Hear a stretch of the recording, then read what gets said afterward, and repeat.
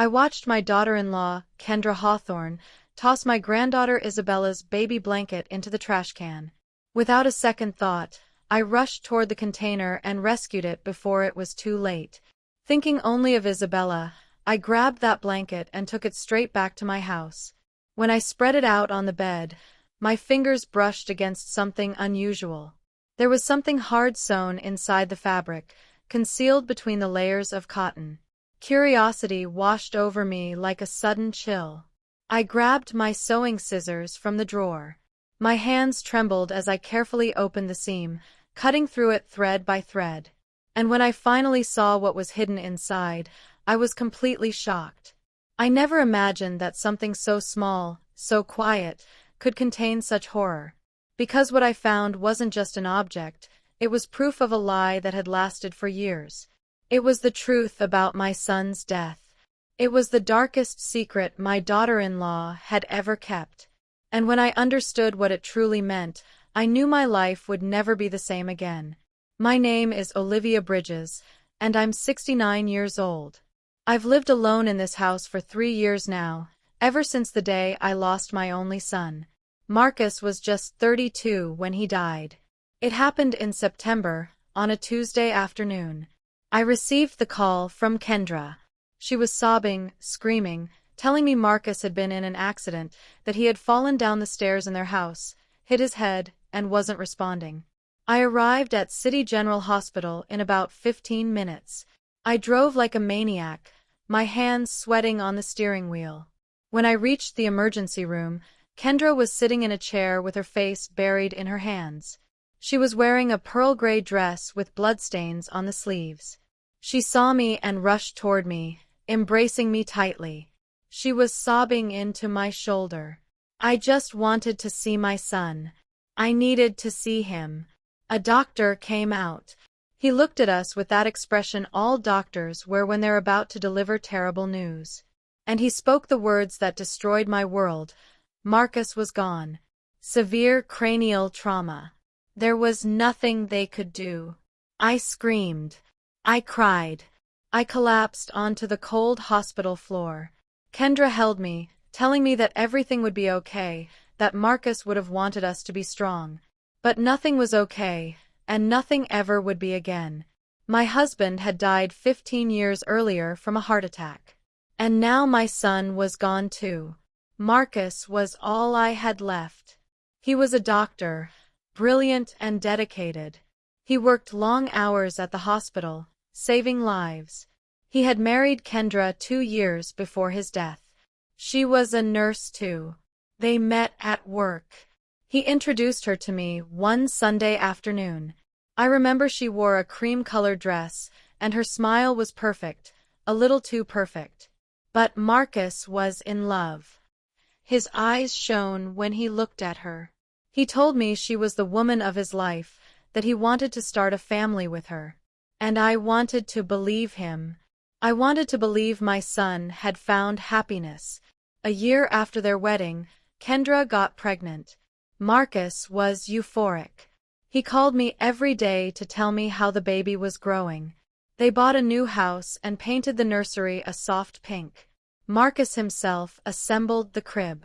I remember seeing him so happy, so full of hope. When Isabella was born, I felt like life had given me a gift, a second chance to love, to care. My granddaughter was beautiful, tiny, and delicate, with Marcus's dark eyes. I knitted that mint green blanket for her with my own hands. It took me weeks to finish it. Every stitch was a piece of my love for her. Marcus adored it. He said it was magical, that whenever he wrapped Isabella in it, she would stop crying. He treasured that blanket. But after the accident, everything changed. Kendra became distant. At first, I understood. She was grieving too. She had lost her husband. She needed time and space. But the months passed, and she brought Isabella to see me less and less. She always had excuses. The baby was sick, she had too much work, she needed to reorganize her life. I didn't want to pressure her. I didn't want to be that intrusive mother-in-law. So I waited. I called and asked if I could visit my granddaughter. Sometimes she said yes. Other times, she simply didn't answer. And when she did let me see Isabella, I noticed something strange. Kendra was different. Colder, more distant. Her gaze no longer held that feigned warmth from before. There was something calculating in her eyes, something that made me nervous. But I thought it was just pain, that Marcus's death had changed her, just as it had changed me. I tried to be understanding. I tried to give her space. Until that afternoon in October, 3 years after Marcus's death. I had bought some toys for Isabella. I wanted to surprise her. I drove by Kendra's house to drop them in the mailbox. I didn't want to bother her. I just wanted my granddaughter to know her grandmother was thinking of her. I parked my car across the street. And then I saw her. Kendra was coming out of the garage with several black trash bags, dragging them forcefully toward the dumpster. And in one of those bags, I saw something that made my heart stop. Isabella's blanket. That mint green blanket I had knitted with so much love was crumpled, half hanging out of the bag. Kendra shoved it deep into the container with strange violence, as if she hated that blanket, as if she wanted to destroy it. I froze. Why would she throw away something so special? Why would she get rid of a memory of Marcus? I didn't understand. Kendra slammed the dumpster lid shut and went back into the house. I waited a few minutes. My breathing was ragged. I felt a mixture of rage and sadness. When I was sure she wouldn't come out, I got out of the car, walked over to the dumpster, opened it, and searched through the bags until I found it. There it was, dirty, wrinkled, smelling of expensive perfume and neglect. I carefully pulled it out, held it against my chest, and drove home without looking back. I arrived back at my house, trembling. I locked the door and went straight to my bedroom. I needed to be alone with that blanket. I needed to understand why Kendra had thrown it out like worthless trash. I spread it carefully over my bed, smoothing it with my hands. It was dirty but intact. The lace edges were still firm. The mint green color looked dull under the lamplight. I ran my fingers over the entire surface, feeling every texture, every stitch I had made myself years ago.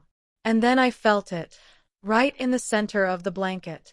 A hard, rectangular lump hidden between the layers of fabric. It wasn't part of the batting. It was something else. Something someone had put in there on purpose. My heart started beating faster. My hands began to sweat. What was this? Why was something hidden inside my granddaughter's blanket? I flipped the blanket over, looking for an opening, a different seam. And I found it. On the bottom edge, almost invisible, was a line of perfect stitches made with thread the exact same color as the fabric. Someone had opened the blanket, put something inside, and sewn it back up so carefully it was nearly impossible to notice. I went to my nightstand and took out my sewing scissors, the same ones I had used to knit that blanket years ago. My hands were shaking so much I could barely hold them. I took a deep breath, found the start of the seam, and began to cut slowly, thread by thread. Each snip of the scissors sounded too loud in the silence of my room. I felt like I was opening something forbidden, something I shouldn't touch. But I couldn't stop now. I cut the last threads. The opening was exposed. I slipped my fingers inside and felt something cold and metallic. I carefully pulled it out, and when I held it in my hands, the air left my lungs. It was a small black cell phone. Old, judging by the model, maybe 4 or 5 years old. I held it as if it were a bomb about to explode. Questions flooded my mind like a bursting river. Why had Kendra hidden a phone in Isabella's blanket? How long had it been there? Why had she sewn it up so carefully? And why, after 3 years, had she decided to throw the whole thing away now? I searched the drawer of my dresser. I had an old charger I kept just in case. I plugged it into the wall, attached the phone, and waited. The seconds felt like hours. My breathing was ragged. My hands wouldn't stop shaking. The screen flickered. A faint light appeared in the corner. It was charging. I kept waiting, 5 minutes, then 10, until the screen finally lit up completely. It had no password, no security code. It opened straight to the main menu, as if someone had wanted it to be easy to access, or as if they had never imagined anyone else would find it. My fingers trembled on the screen. There were several apps: messages, gallery, contacts, notes. I started with the gallery.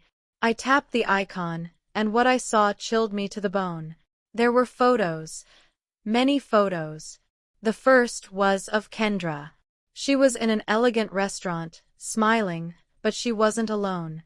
A man was beside her, young and handsome.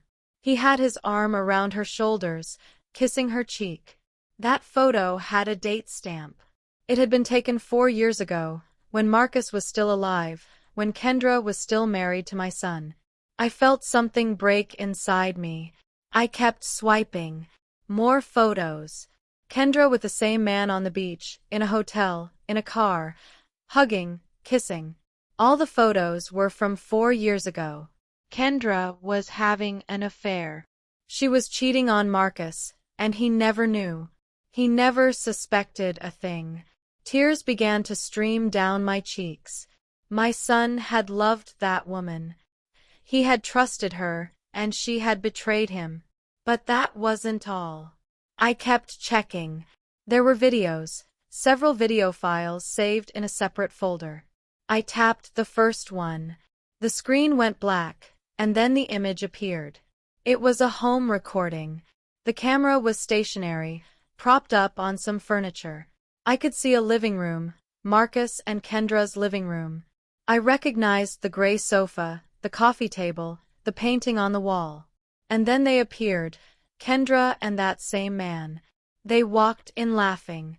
She was wearing a lavender dress. He took her by the waist, kissed her, and they fell onto the sofa. The scene was clear, too clear.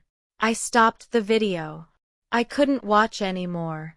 I felt sick, but I needed to know more.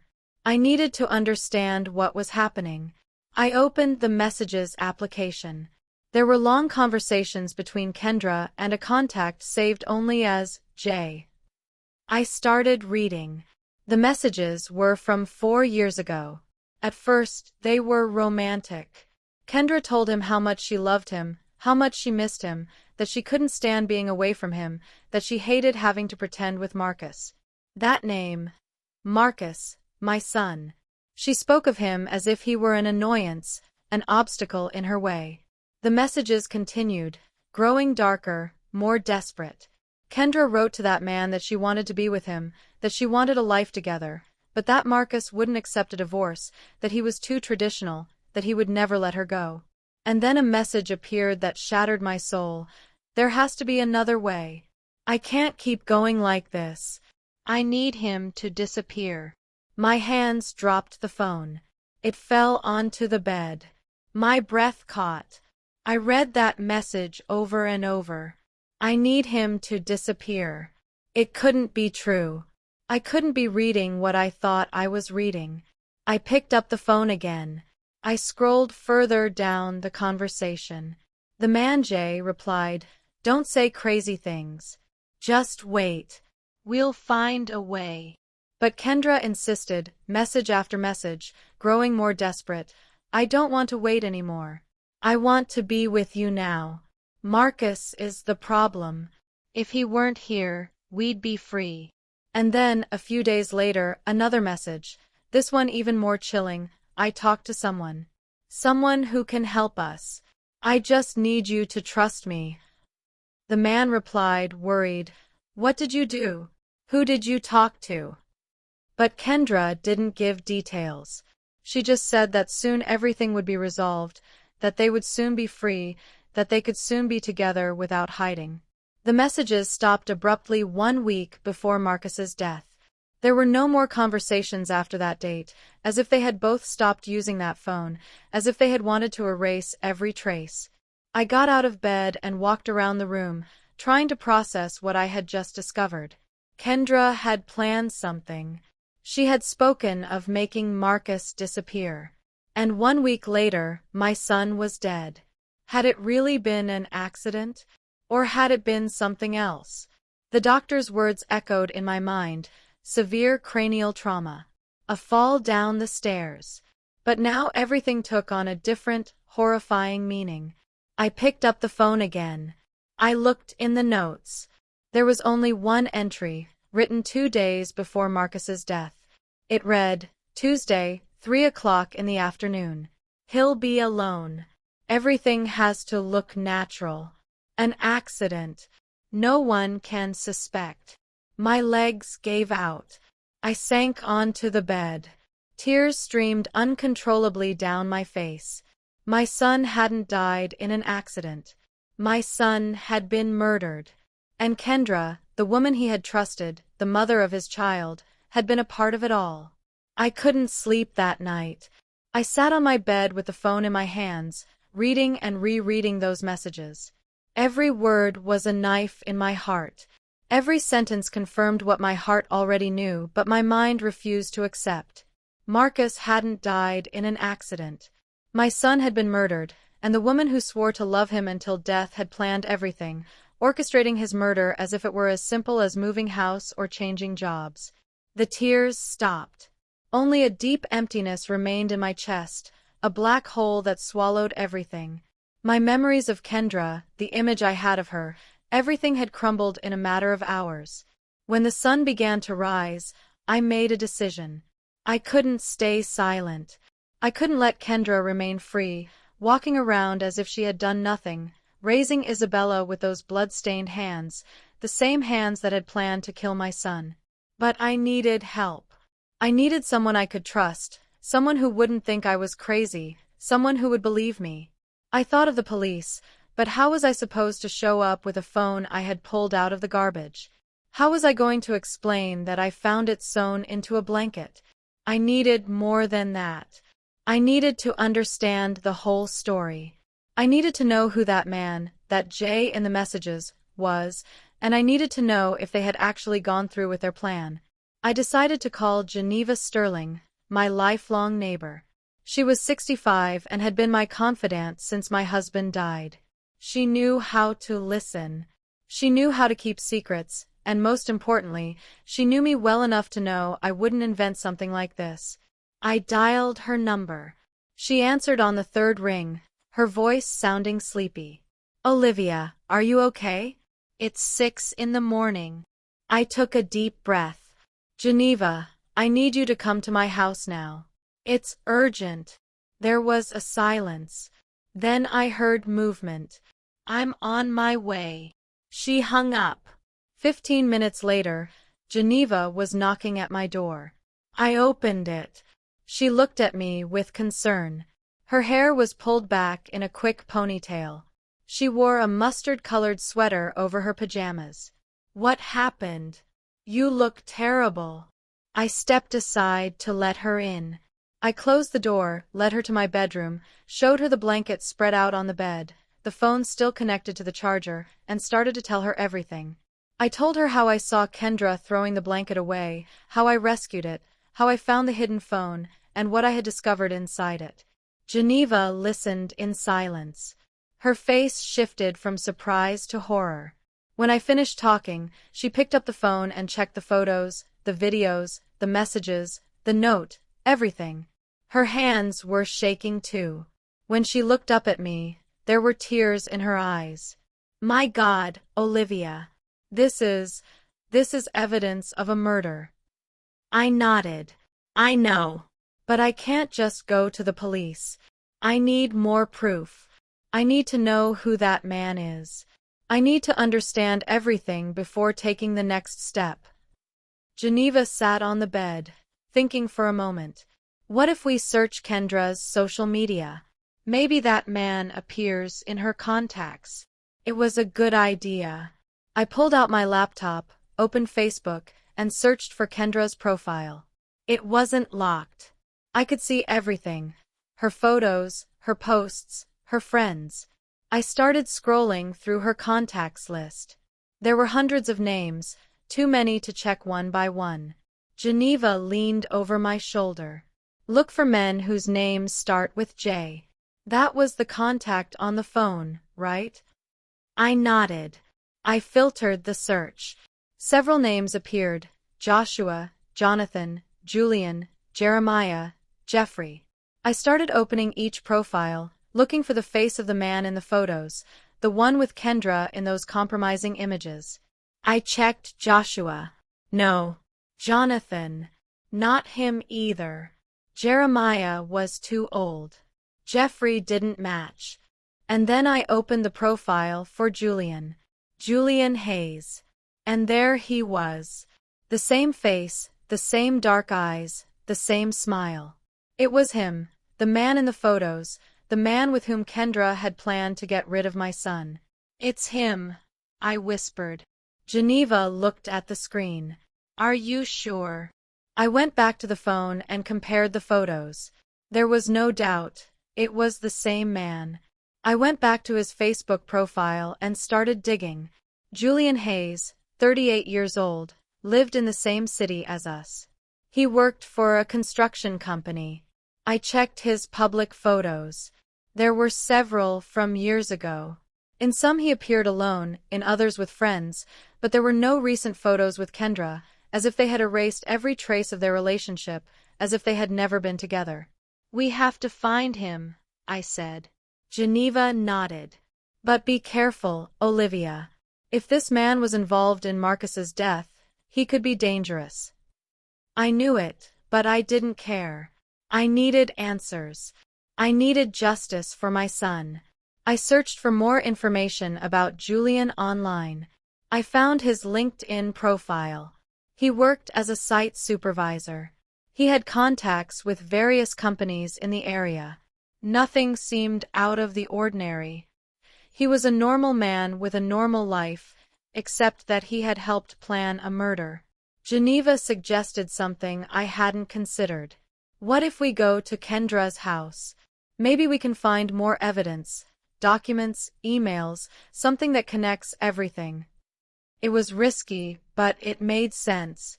If Kendra had hidden that phone in Isabella's blanket, maybe she had more things hidden. We can't just walk in, I said. We need an excuse, Geneva thought for a moment. What if you tell her you want to see Isabella, that you miss your granddaughter? While you distract her, I can discreetly look around. It wasn't a perfect plan, but it was the only one we had. We decided to try it that very afternoon. I sent Kendra a text message. Hi, Kendra. I know I've been persistent lately, but I miss Isabella so much. Can I stop by to see her this afternoon? Just for a little while. 20 minutes passed before she replied. Hi, Olivia. Today isn't a good day. Isabella is a little cranky. Maybe another day. I gritted my teeth. It was always the same. Always excuses. But this time, I wasn't going to take no for an answer. Please, Kendra. It'll only be a few minutes. I bought her a present. I want to give it to her in person. Another silence, then her response. Fine, but only for half an hour. I have things to do. It was all I needed. Geneva and I prepared. She would stay in the car at first, waiting for my signal.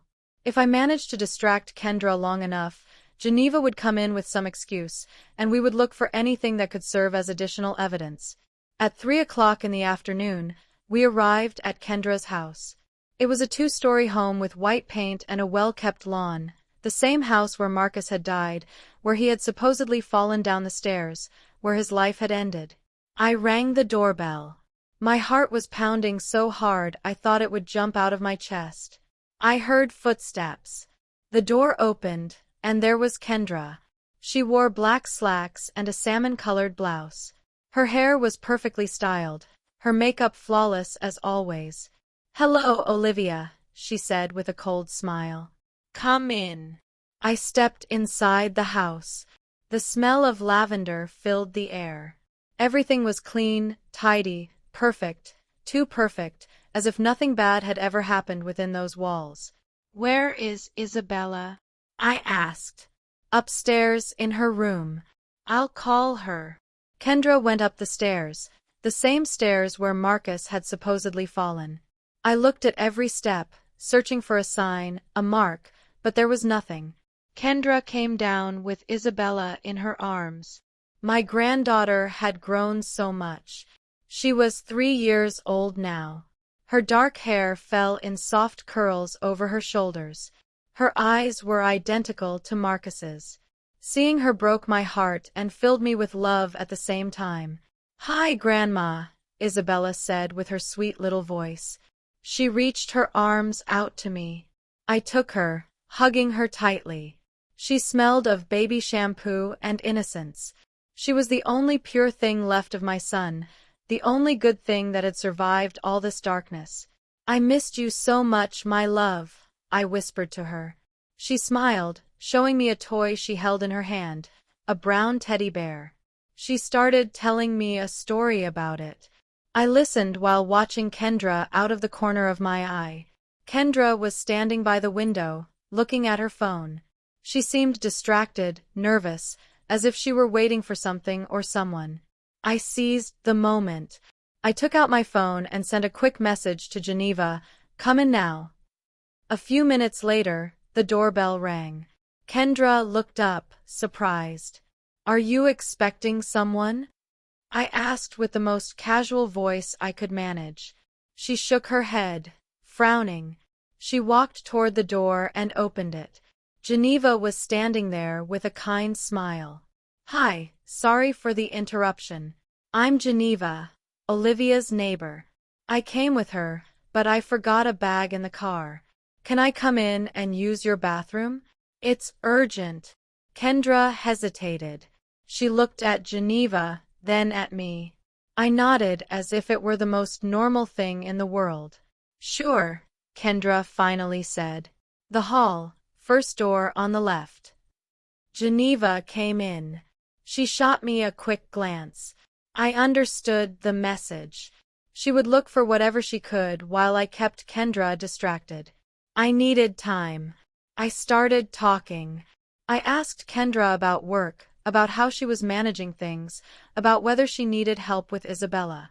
Kendra answered with short, clipped phrases. She kept looking at her phone. She was restless. I kept talking.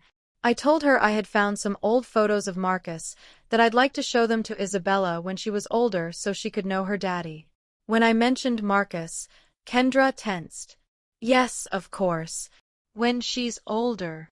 Her voice sounded different, harsher. She looked toward the hallway. "Your friend is taking a long time." "Maybe she's not feeling well," I improvised. "You know, at our age, everything takes longer." Kendra didn't look convinced. She stood up.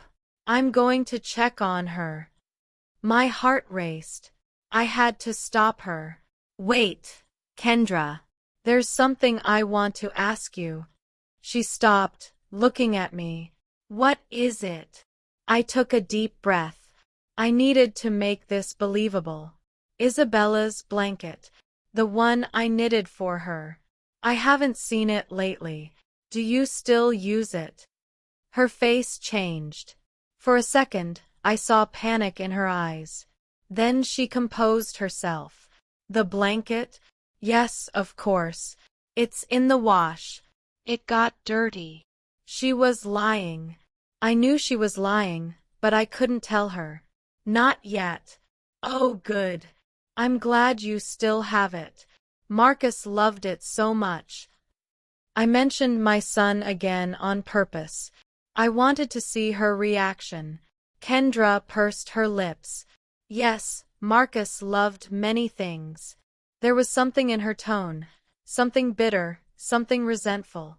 Before I could reply, Geneva appeared in the hallway. "Sorry for the delay. I'm feeling much better now." Kendra looked at her suspiciously. "That's good." Geneva walked toward me, touching my shoulder gently. It was the signal. She had found something. We needed to leave. "Well, Kendra, we won't bother you anymore. Thank you for letting us see Isabella." I stood up, kissing my granddaughter's forehead. I love you, little one. Grandma will be back soon. Isabella hugged me. Bye, Grandma. Kendra escorted us to the door. As we left, she closed it quickly, almost violently. Geneva and I walked to the car in silence. We got in. I closed the door. What did you find? Geneva reached into her purse. She pulled out a manila envelope. It was in her room, in the closet, hidden under some boxes. I opened the envelope. Inside were documents, papers for Marcus's life insurance. My son had a policy for $500,000, and Kendra was the sole beneficiary. The full amount had been collected 3 months after his death. There were also bank statements showing large transfers, one for $200,000 to an account in the name of Julian Hayes. My God, I whispered. She paid him. She paid him to help her kill Marcus. Geneva nodded. There's more. She pulled out another paper. It was a copy of Isabella's birth certificate, but something was wrong. The mother's name wasn't Kendra. It said Leah Davis. Who is Leah Davis? I asked. Geneva shook her head.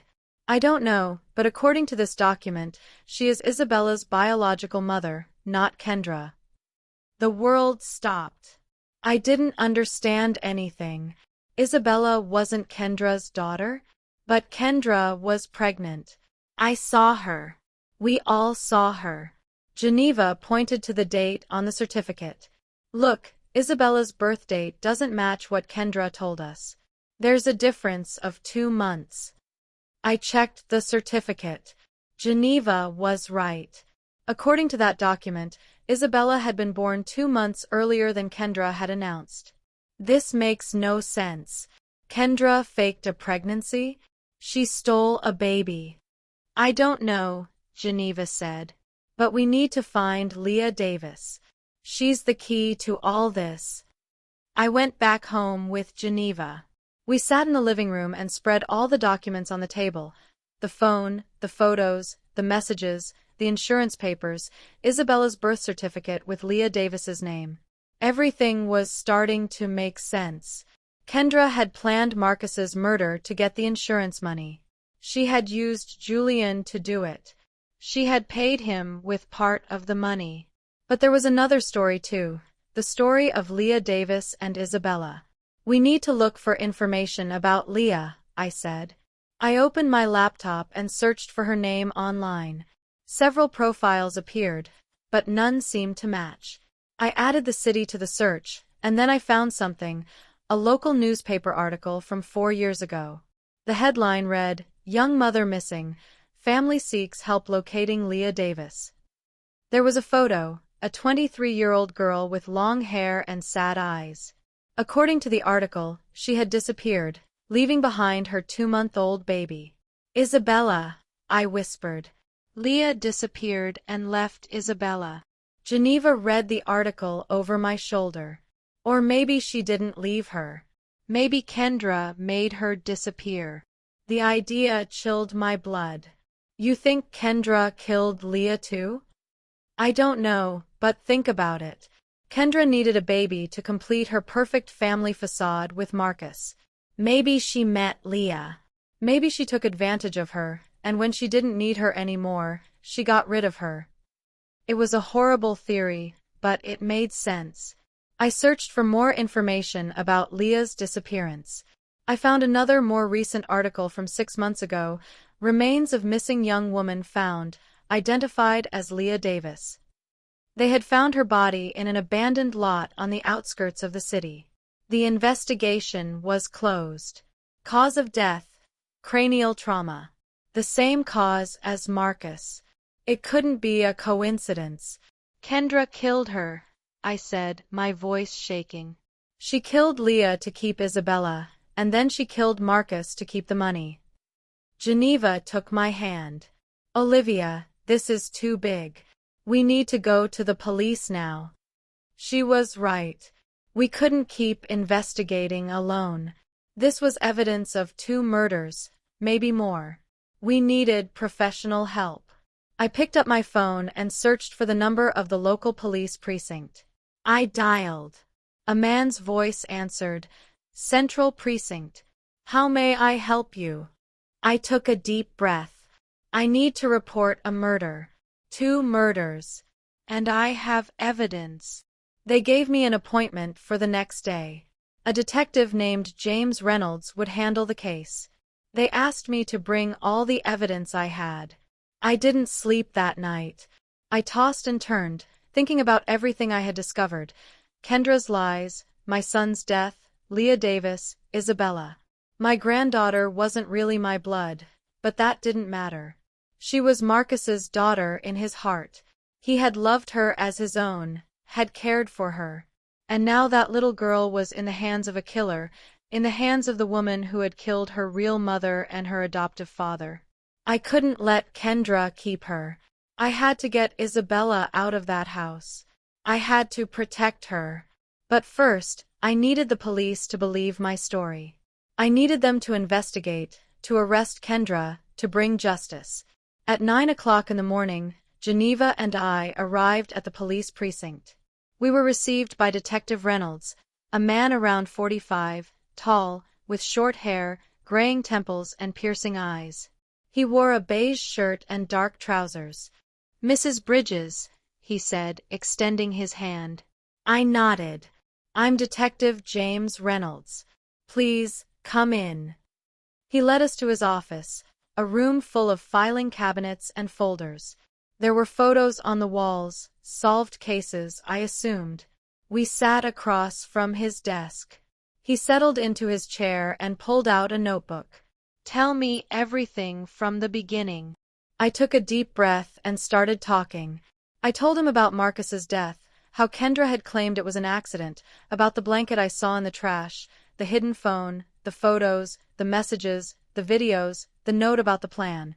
I showed him everything: the phone, the insurance documents, the bank transfers to Julian Hayes, Isabella's birth certificate with Leah Davis's name, the articles about Leah's disappearance and the discovery of her body. Detective Reynolds listened in silence, taking notes, checking each document carefully, looking at the photos on the phone, reading the messages. His expression was serious and focused. When I finished speaking, he leaned back in his chair. "This is serious," he finally said. "Very serious. If what you are telling me is true, we are talking about 2 premeditated homicides, possibly 3 if we count the child's biological father." I froze. The biological father. If Isabella wasn't Kendra's daughter, she must have had a father, someone who was with Leah Davis. I shook my head. I didn't find anything about that. The detective wrote something down. "I'll investigate, but first I need to verify this evidence." "What are you going to do?" I asked. "I'm going to reopen the case of your son's death. I'm going to request an exhumation for a second autopsy, and I'm going to thoroughly investigate the death of Leah Davis. I'll also interrogate Julian Hayes." I felt enormous relief. Finally, someone believed me. Someone was going to do something. "And Kendra? Are you going to arrest her?" The detective shook his head. "Not yet. I need more evidence before issuing an arrest warrant. I don't want her to escape if she suspects we are investigating her." It made sense, but it frustrated me. "And in the meantime, Isabella is still with her."